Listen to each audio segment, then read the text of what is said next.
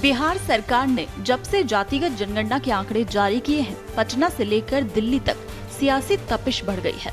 लोकसभा चुनाव से पहले जातिगत जनगणना के दाव को कोई नीतीश कुमार और विपक्ष का मास्टर स्ट्रोक बता रहा है, तो कोई सत्ताधारी भारतीय जनता पार्टी के लिए मुश्किलों का सबब। जातिगत जनगणना के आंकड़ों पर जारी बहस के बीच इसे लेकर अब प्रधानमंत्री नरेंद्र मोदी ने अपने पत्ते खोल दिए हैं। पीएम मोदी ने छत्तीसगढ़ के जगदलपुर में जातिगत जनगणना का नाम लिए बिना कांग्रेस पर हमला बोला। पीएम मोदी ने जातिगत जनगणना की काट के लिए इंदिरा का कार्ड खेल दिया और हिंदुओं के हक की बात भी कर दी।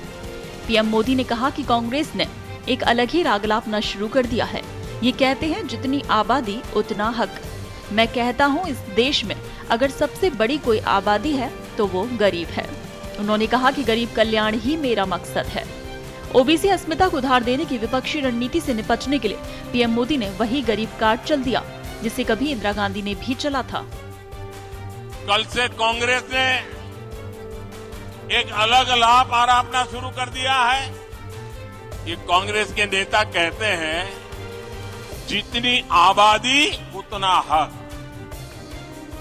मैं कहता हूं इस देश में अगर सबसे बड़ी कोई आबादी है तो वो आबादी गरीब है और इसलिए मेरे लिए गरीब ही सबसे बड़ी आबादी है और गरीब का कल्याण यही मेरा मकसद है। जगदलपुर की रैली में प्रधानमंत्री मोदी ने एक और बात कही। पीएम ने कांग्रेस को निशाने पर लेते हुए कहा कि हिंदुओं की संख्या अधिक है तो हिंदू अपना हक ले लें क्या।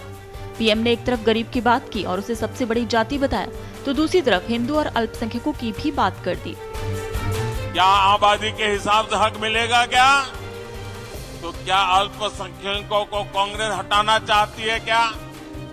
तो क्या सबसे बड़ी आबादी वाले हिंदू अब आगे बढ़कर अपने सारे हक ले लें क्या? पीएम के इन बयानों के मीन मेक निकाले जाने लगे। सवाल उठ रहे हैं कि क्या पीएम मोदी का इंदिरा वाला गरीब कार्ड और हिंदू अल्पसंख्यकों की बात विपक्षी दाव की काट कर पाएगा।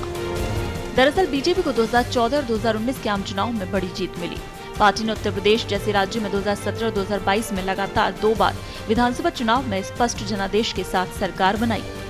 वहीं राजनीतिक विश्लेषकों का कहना है कि बीजेपी की इस जीत के पीछे सबसे बड़ा फैक्टर था मतदाताओं का जाति की भावना से ऊपर उठकर हिंदुत्व और विकास के नाम पर वोट करना। बीजेपी पिछले 10 साल में हिंदू वोट बैंक के रूप में जातीय समीकरणों से हटकर एक नया बनाने में सफल रही है समीकरण। बीजेपी ने एक और नया वोट बैंक तैयार किया है, सरकारी योजनाओं के लाभार्थियों का। अब प्रधानमंत्री नरेंद्र मोदी ने जिस तरह से जातिगत जनगणना का नाम लिए बिना जिसकी जितनी हिस्सेदारी का जिक्र किया और कांग्रेस पर निशाना साधा, उससे इस बात का संकेत माना जा रहा है कि बीजेपी जातीय जनगणना के दांव की काट के लिए हिंदुत्व और वेलफेयर की राह पर बढ़ेगी।